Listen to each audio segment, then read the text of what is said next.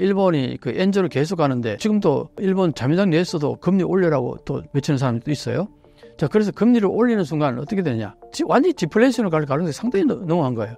디플레이션 가면은 또 엔저로 가는. 이 몇 가지가 겹쳐지는 경우에 폭락할 가능성이 많다. 그렇게 되면은 일본 은행 자체가 정크 은행이 돼가지고 미국 은행이라든가 이런 데서 일본 은행하고 거래를 끊어버릴 가능성이. 그렇게 되면 어떻게 돼요?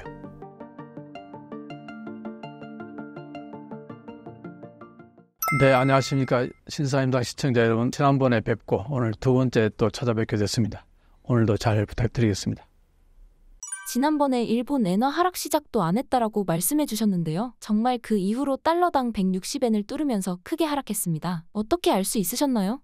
최근에 또 금리가 살짝 엔화가 160엔대 있다가 지금 157엔, 154엔 막까지 좀 올라왔죠. 트럼프 지금 후보가 엔저가 너무 과하다 이렇게 표현을 한번 했고 일본 정부가 개입도 했어요. 그래서 이제 잠깐 출렁했는데 이건 어디까지나 잠시 출렁하는 거고 다시 긴 안목에서 보면은 역시 또 엔저를 계속 걸 거라고 봅니다. 이제 그게 왜 그러냐 하니까 지금 현재 제가 여러 번 말씀드립니다만 명확해요. 엔저로 가게 되는 이유 두 가지가 있는데 한 가지는 금리 차.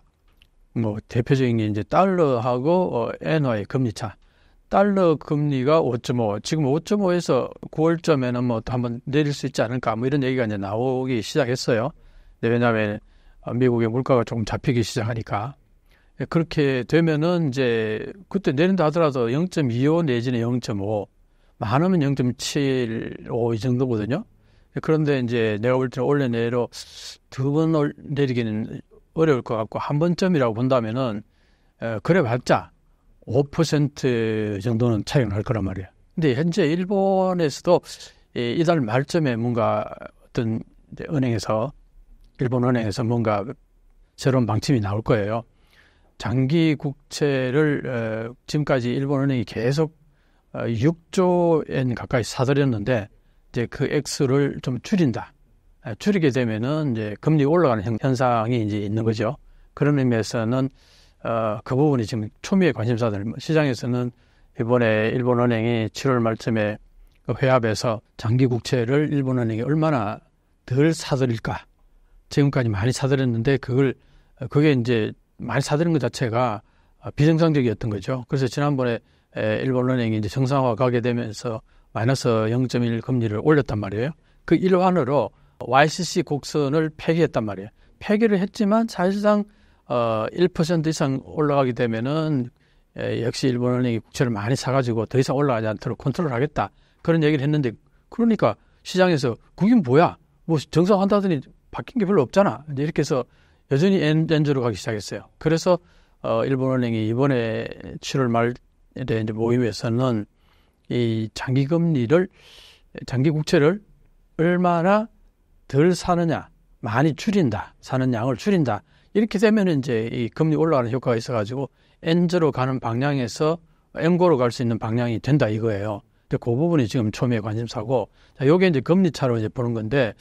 그래봤자 한 5%의 차이는 계속 난단 말이에요. 달러하고. 5% 차이 나면은 이게 엔캐리 트레이드는 계속 이어질 거라 봐요. 그러면 엔캐리 트레이드가 뭡니까? 엔화는 팔아버리고 달러를 산단 말이에요.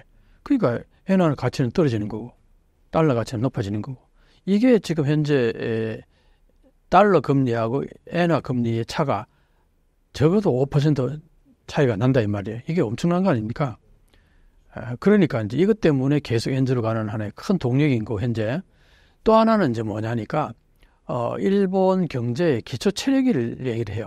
일본 경제의 기초 체력이 많이 떨어졌기 때문에 엔저로 갈 수밖에 없다. 이거는 구조적 요인으로 보고 있습니다. 여기에는 첫째 무역 적자가 계속 이어진다는 거 하나하고 그다음에 둘째 이제 일본이 아날로그 사회에서 디지털 사회로 옮겨가면서 이 디지털 적자가 계속 늘어난다는 거예요.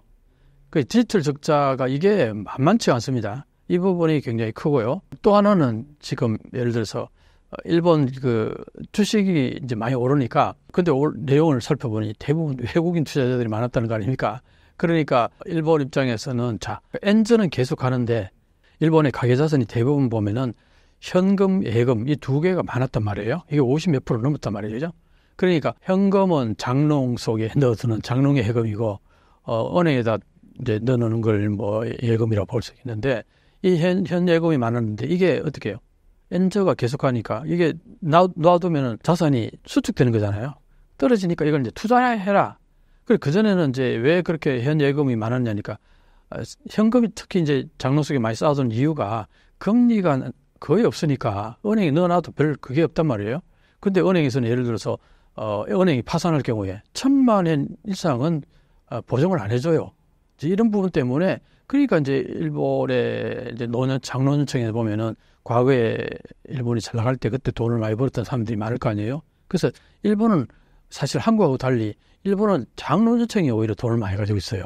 한국은 장노년층이 노인 푸어라 그러잖아요. 한국하고 일본하고 좀 다른 점이 그런 점이 있습니다. 그게 이제 일본이 과거에 잘 나갈 때 그때 경제 활동을 열심히 했던 사람들이 잘 저축해놓고 그런 사람들이 이제 돈을 많이 가지고 있단 말이에요. 그게 장롱 예금이 많았단 말입니다. 그 장롱 예금이 금리가 없고 그 다음에 엔화가 안정되어 있을 때는 굳이 돈을 나올 필요가 없었어요.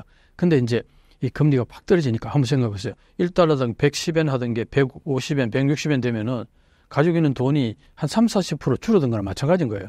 그러니까 이걸 장롱 속에 넣어두면은 이거는 엄청난 손해다. 그러던 차에 이제 일본 정부도 소액 투자자 비과세 제도라고 해가지고 그게 과거에 그런 제도가 있긴 있었는데 신니사라 그래가지고요.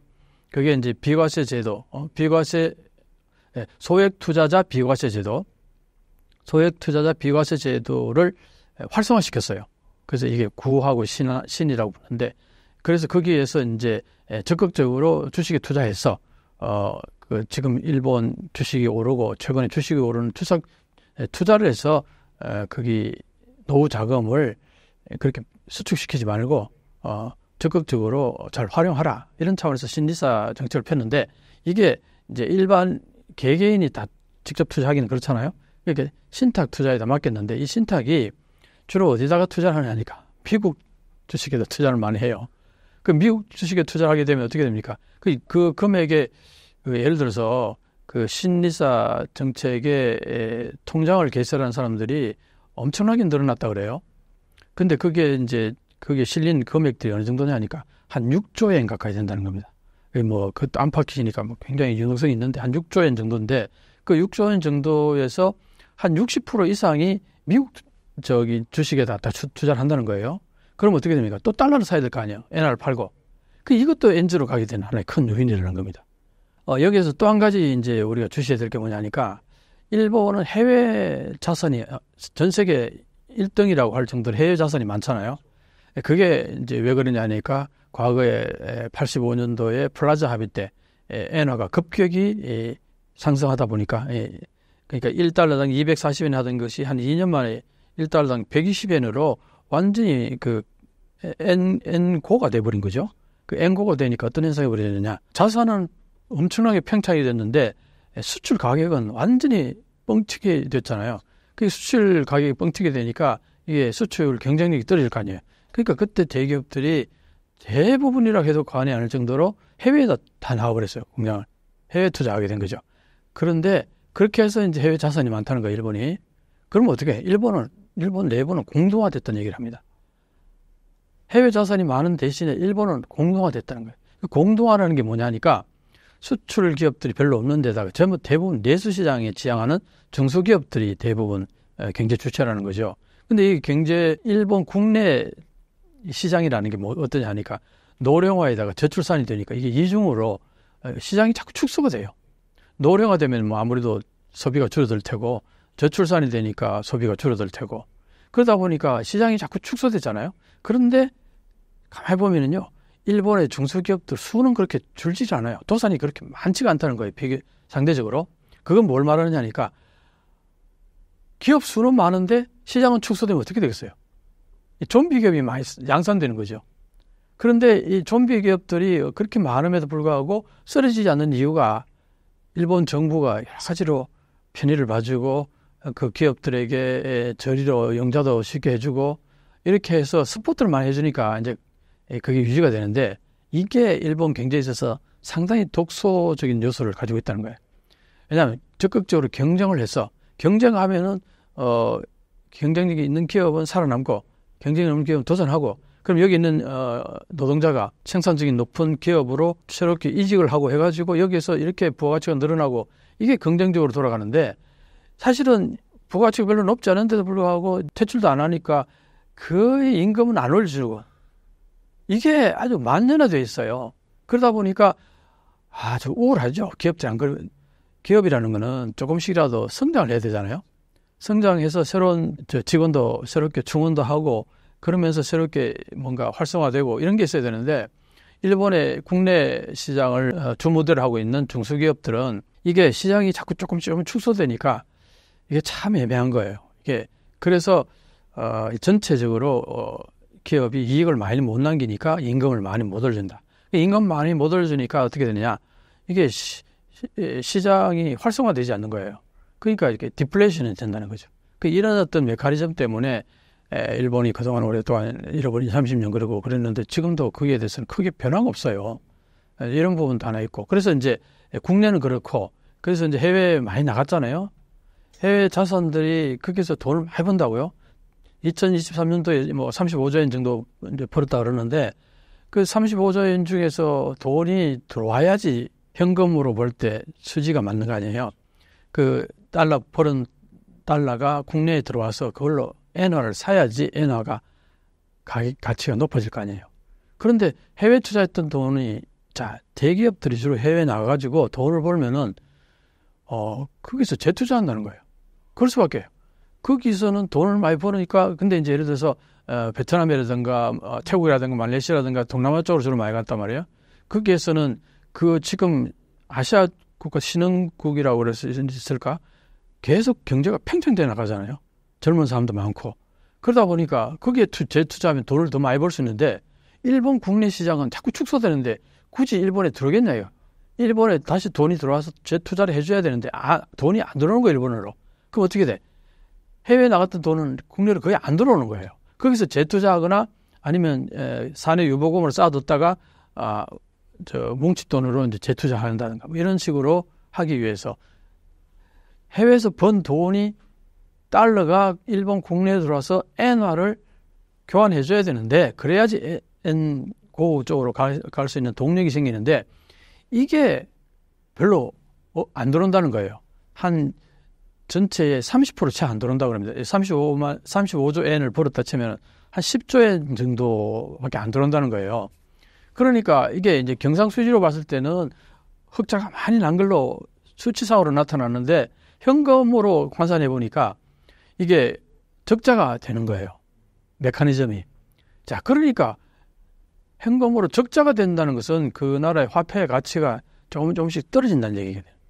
그러니까 이 무역 구조 속에서 일본은 지금 구조적으로 엔저 쪽으로 가는 구조가 되어가고 있다는 거예요.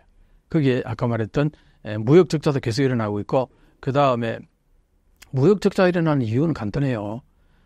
수출할 만한 기업들은 좀 해외에서 안 나와버렸다는 거 아니에요. 그러니까 수출이 적을 수밖에 없잖아요. 그런데 어때요? 지금 엔저로 인해 가지고 수입 물가는 계속 올라가잖아.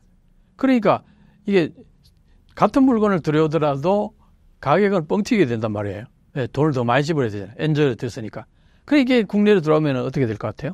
이게 중소기업들은 원자재 가격이 높아졌으니까 제품에다가 가격을 반영해야 될 거 아니에요. 그럼 반영하게 되면 물가는 오르는 거죠. 일본에서는 물가는 오르는데 임금은 못 올려주고 임금이 안 오르. 임금이 지금 25개월 연속 마이너스로 그래요. 그러니까 이게 수요가 축소가 되는 거예요. 그러니까 디플레이션. 이런 디플레이션 갔는데 지금까지 일본이 돈을 그렇게 많이 풀었잖아요. 은행에서. 돈을 엄청 풀었단 말이에요. 근데 그거는 왜 그러느냐니까 디플레이션에서 탈출하기 위해서. 그렇게 해서 돈을 많이 풀었는데 지금 현재 디플레이션 탈출이 됐느냐 이거예요. 탈출이 안 된 거잖아요. 물가는 올라갔는데 임금이 못 따라가니까 수요가 축소가 돼가지고 이게 시장이 활성화 안 되는 거예요. 그래서 이게 디플레이션, 스태그플레이션이라고 그래요. 물가는 오르는데 디플레이션 되는 게 스태그플레이션. 그 현상이 지금 현재 일본에서 일어나고 있다는 거예요. 이게 가장 안 좋은 거거든요. 그런데 이런 현상이 이제 벌어지니까 여기에서 N고로 갈 수 있나요? 이런 문제가 이제 가장 심각한 거고, 또 하나 큰 거, 이제 큰 줄기에서 첫 번째는 금리차, 두 번째는 일본의 무역 구조에 있어서 적자가 계속 일어나고 있는 부분, 세 번째는 그동안 방금 얘기했듯이 2차원 금융 완화 정책에서 엔화를 엄청 찍어냈단 말이에요. 그게 지금 일본의 GDP의 한 14배 이상을 찍어냈다는 거예요. 그럼 달러는 얼마나 찍어냈냐? 한 2.5배에서 3배 정도. 현재. 그러니까 어느 게 더 가치가 있겠어요? 뭐 당연하잖아요. 그래서 후지마키 다케시라는 일본의 아주 그 전설의 딜러라는 이 사람이 지금 현재 일본에서 3선 의원이에요. 참의원. 그러니까 과거에는 딜러 생활을 오래 했던 이제 분인데 지금은 이제 국회의원 활동까지 하죠. 현역으로. 근데 그 사람이 과거에는 조지 소로스, 세계 3대 투자가 중에 한 사람이 조지 소로스를 자문했던 사람이에요. 그러니까 이 사람의 실력이 대단했던 거죠. 근데 이 사람이 지금 최근에 썼던 글에 뭐라고 했냐. 뭐 진짜 일본은 머지않아 엔화는 휴지 조각이 된다. 빨리 달러로 바꾸라고 계속 그 얘기를 해요. 그 이게 뭘 말하느냐 하니까 이제 왜 그러냐 하니까 방금 이런 구조적인 문제가 모든 게 다 이제 엔저로 향하고 있다는 거예요. 그래서 제가 자꾸 엔저 하는 이유가 거기 있는데, 첫째 금리 차 이거는 좀 변동성이 있으니까 요걸 가지고는 한 200엔까지 1달러당 200엔까지 가는 것을 금리로 가지고 설명할 수 있대요. 그 다음에 그보다 더 낮아지는 350엔 뭐 이렇게 이제 갈 가능성이 있는데, 그거는 어떠냐 하니까 지금 이 소위 말해서 엔화가 많이 풀렸잖아요. 이것 때문에 그 정도 갈 수도 있고, 세 번째는 뭐냐 하니까 이게 문제인 거예요. 세 번째는 뭐냐 하니까 지금 주가가 올라가 있는 게 저게 어느 날 갑자기 폭락할 가능성이 있다는 거예요. 이거 폭락을 계속 얘기하는 사람들이 많아요. 일본에서 학자들이.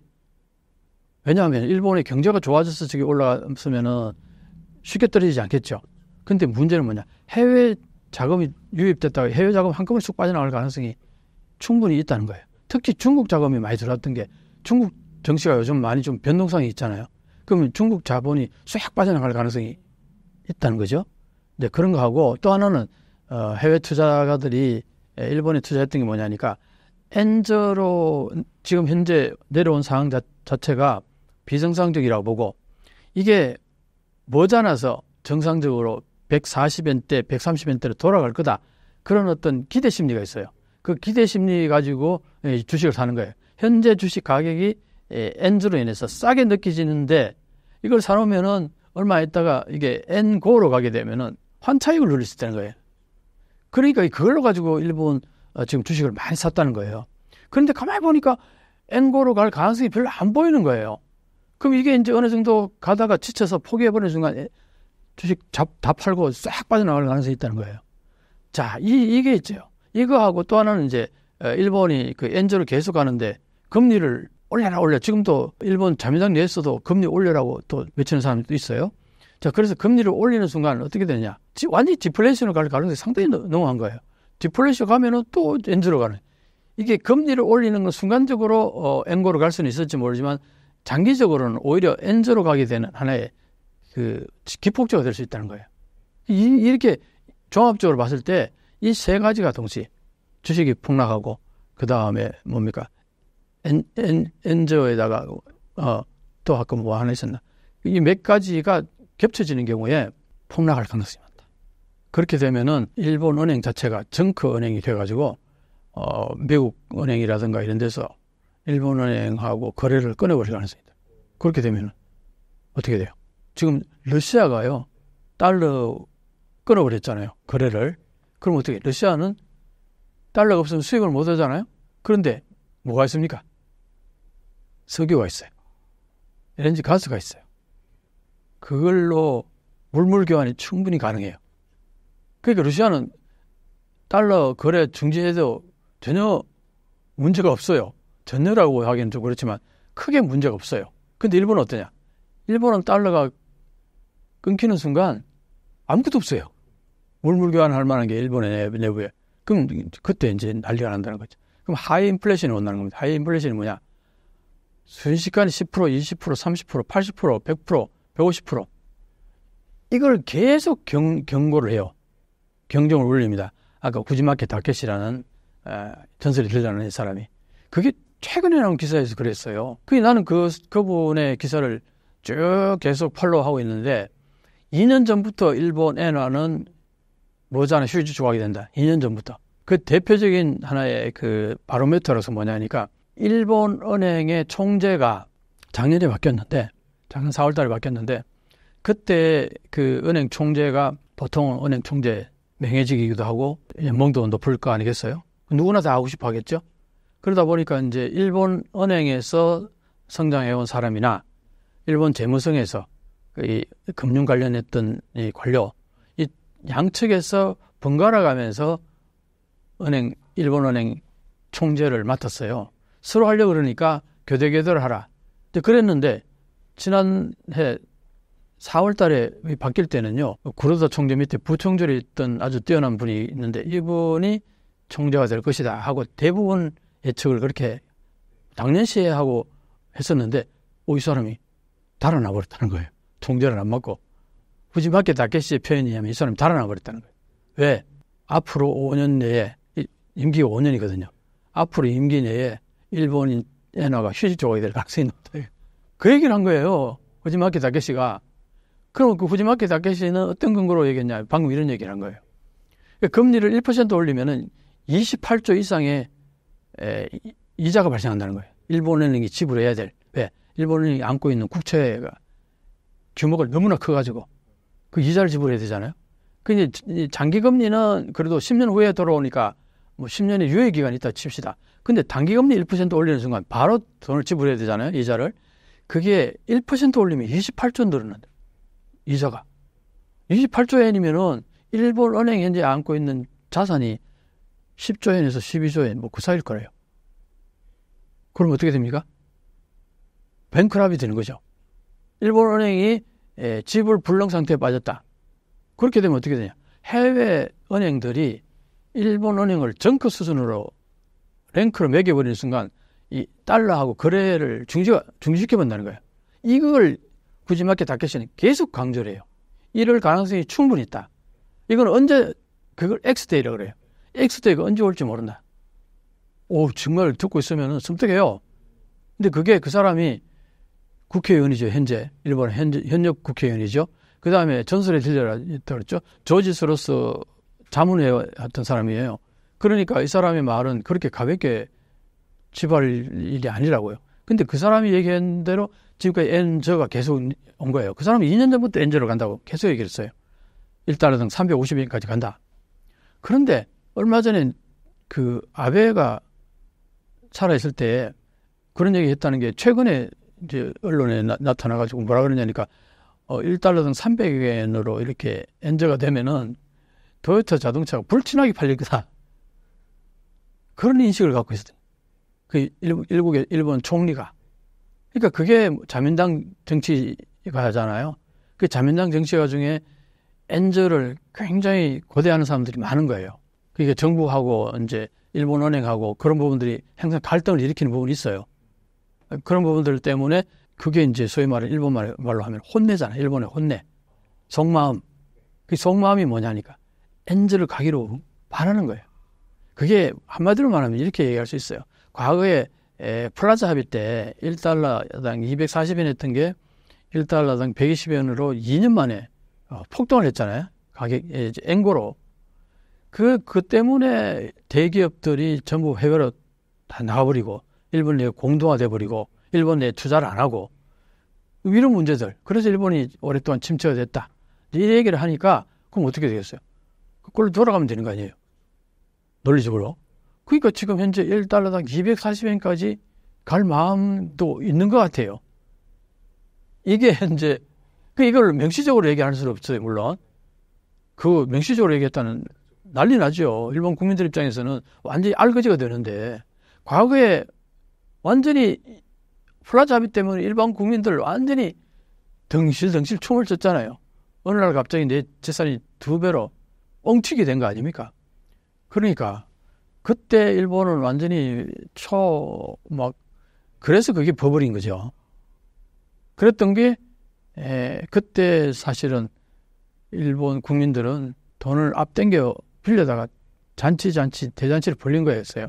지금 와서 보면은 그럼 지금 거꾸로 돌아가면 어떻게 돼요? 옛날에 먹었던 건 다 토해내 이거 되는 거예요. 그 일본 국민들이 현재 지금 삶의 생활이 엉망이죠. 그러니까 지금 구조적으로 보면 이런 거예요. 99.7%가 중소기업이에요. 일본에 99.7%. 0.3%가 대기업입니다. 그러면 대기업에 종사하는 이제 기업의 인원이 많으니까 종사하는 인원은 한 30% 된다 그래요. 자, 그래서 최근에 이제 엔저가 되다 보니까 일본 정부에서 기시다 총리가 일본 국민들의 그 자산이 많이 이제 줄어들었잖아요. 그러니까 원망이 많겠죠. 총리한테 원망의 화살이 막 집중화되고 있어요. 그러니까 지지도가 뭐 지금 10%대로 막 왔다 갔다 할 때도 있고 20% 그 안팎인데 저 정도면 옛날에 이미 총리 바뀌고도 남았어요. 그런데 어쨌든 지금 계속 유지되고 있으니까 총리 입장에서는 대기업한테 임금을 올려라. 임금을 올려라. 충분히 여력이 되지 않느냐. 임금을 올려라. 막 그렇게 압력을 많이 넣었죠. 근데 사실은 일반 기업에 임금을 올려라 내려라 이게 정부가 개입할 수 있는 건 아니잖아요. 그럼에도 불구하고 이제 일본 정부 입장에서는 엔저를 어느 정도 이제 유지를 해주는 거는 대기업에게는 살판 나는 일이잖아요. 그러니까 소위 말해서 너희들한테 좋은 환경을 만들어줬으니 좀 공헌하라 이런 얘기죠. 그래서 이제 대기업에서는 5.28%를 올렸어요. 그전에는 뭐 3%대, 2%대 이랬는데 5.28% 올렸어요. 모든 직장인에게 다 해당되는 게 아니에요. 다 노동자에게 다 해당되는 게 아니에요. 일부 노조에 가입한 대기업의 그 직원들한테만 해당이 됐던 거예요.